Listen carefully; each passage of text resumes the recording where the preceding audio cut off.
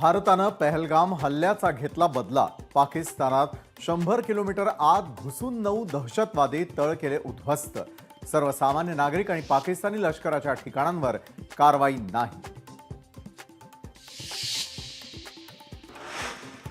25 मिनिटात पाकिस्तान आणि पीओके मधले दहशतवाद्यांचे एकूण 9 तळ उद्ध्वस्त। कर्नल सोफिया कुरेशी आणि विंग कमांडर व्योमिका सिंग यांनी पुराव्यासह पाकिस्तानचा बुरखा फाडला। भारतासाठी अभिमानाचा दिवस। ऑपरेशन सिंदूरवरती पंतप्रधान मोदींची पहिली प्रतिक्रिया। केंद्रीय मंत्रिमंडळ बैठकीत टाळ्या वाजवून मंत्र्यांकडून मोदींचं अभिनंदन। राष्ट्रपती द्रौपदी मुर्मू यांच्याकडून भारतीय सैन्याच्या कारवाईचं कौतुक। पंतप्रधान मोदींकडून राष्ट्रपतींना ऑपरेशन सिंदूरची माहिती।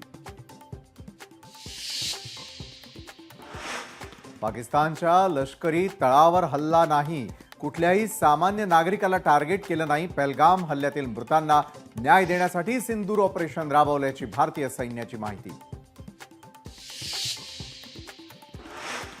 ऑपरेशन सिंदूरमध्ये मसूद अझहरच्या कुटुंबातील 14 सदस्यांचा मृत्यू। मीही मेलो असतो तर बरं झालं असतं, संपूर्ण कुटुंब ठार झाल्यानंतर अझहरची प्रतिक्रिया।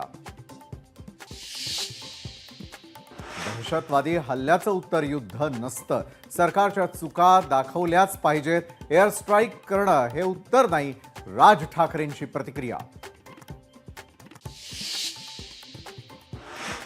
हल्ले सहन करणार नाही हे भारतानं दाखवून दिलं।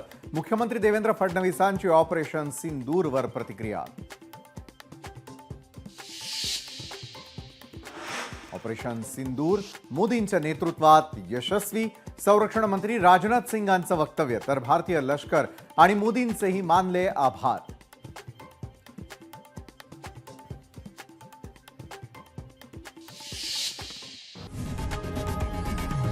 लोकशाही मराठी ऐका, पहा, जागरूक रहा।